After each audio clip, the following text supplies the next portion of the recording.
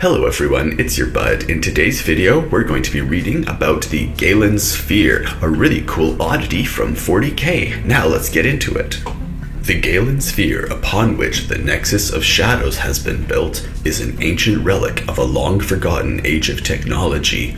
The size of a small moon, covered with towers and antennae, the sphere was crafted around a solid core, the remnants of some mineral-rich asteroid that its automated systems are slowly eroding away as it adds more and more levels to the sphere. Neither the Gaelan sphere's alien inhabitants, nor those few explorers from the Imperium who have had a chance to study it, know its true purpose. How the sphere came to enter the Webway is also a mystery. Abandoned for untold ages, the sphere could have drifted through a web gate or even been drawn towards one by the ancient programs and protocols of a cogitator seeking to steady a breach in the Webway that it perceived as a celestial phenomenon. Alternatively, it's possible that some unknown force moved it into the Webway for some inscrutable purpose. Once it entered the Webway, the sphere spent eons drifting from one region to another before becoming trapped in a confluence of ancient forces and alien power fields. Now it floats in a relatively stable position, more debris of a forgotten age of enlightenment. It was Selene Morn and her cabal of shadowed thorns that first rediscovered the Gaelan sphere and decided to put it to use.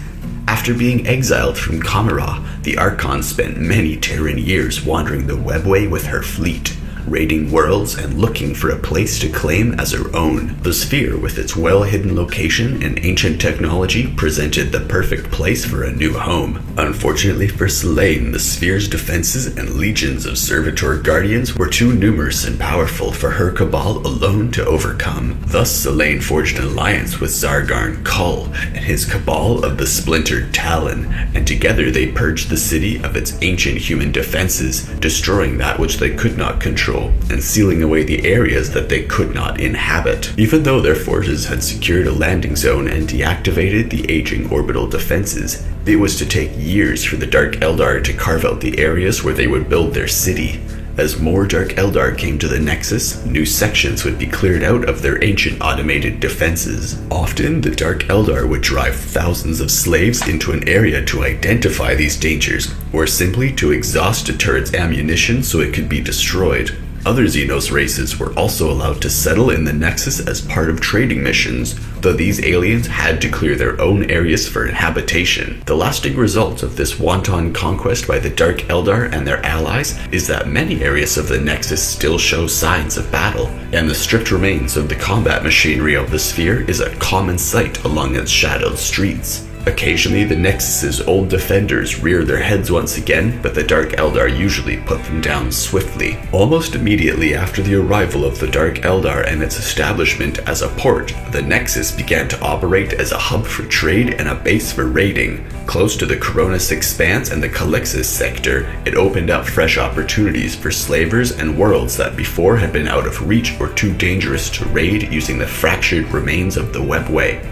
The Nexus of Shadows quickly grew in size and wealth on the back of its slaves, despite the fact that most of the Eldar of Kamara at least openly shunned the cursed place and the outcasts who live there. The Xenos of the Coronis Expanse and the renegades of the Streaming Vortex have no such compunctions, however, and have found the Nexus to be a useful place to trade and to congregate, a place far from the reach of the Imperium and utterly hostile to its agents. Selene welcomed such factions into her city on account of the wealth and influence they offered. As well, the added protection it afforded her against those who would try and take the city from her. Unfortunately for Selene, it was not an outside force or alien that was to oust her from power. In the end, one of her own and the partner in this, Zargarn Kull, usurped her and exiled her once more into the Webway before she could do the same to him. For many of the inhabitants of the Nexus, this change in power meant little, especially for the slaves, to whom one Dark Eldar Archon is much the same as another. Selene Morn intentionally projects a presence that is both evasive and unmistakable. Her dread majesty is as hard to put into words as it is to ignore, appearing at once menacing and tempting.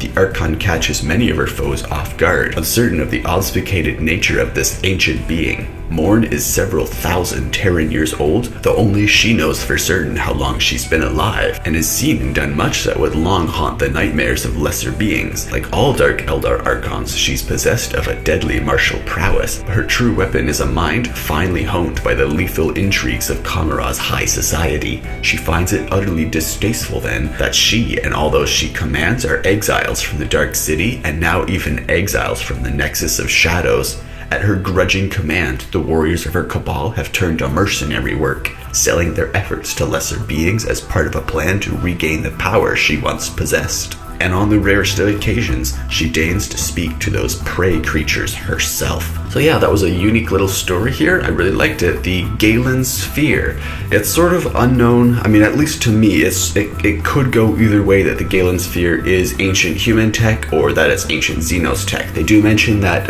the humans have been on there and have been fought back by the Eldar, but does that mean that they were just an explorer fleet that's trying to hold on some Mechanicus? Or does that mean they were the original inhabitants? Who knows? I guess that's kind of up to you, unless you know more of the story than I do. Yeah, so I just wanted to do a quick story today. Sorry it's not my own words, but hey, at least you got something to think about. And my videos should start getting a lot better within the next, I know it's a long ways away, but in the next like 2 or 3 months, things should start getting much better for me. So things are just really, really short right now with my videos, but eventually I'll be able to make them much longer like I used to. The like half-an-hour videos, those should be more standard soon. So for now, please enjoy these shorter videos. Hopefully you do enjoy this, and the Gaelan Sphere is an interesting thing. If you have any ideas about what aliens could have created it, if it truly was human, is it a Borg sphere? What do you think it is? Tell me down below. Alright, thanks for watching everyone. If you enjoyed this, leave a like. A like shows me that you're interested in more 40K in the future. Subscribe for daily videos. I make at least one new video every single day on this channel, and leave any questions or suggestions in the comments below if you have some cool ideas about the Gaelan Sphere. And I'll see you in tomorrow's video. Thanks for watching.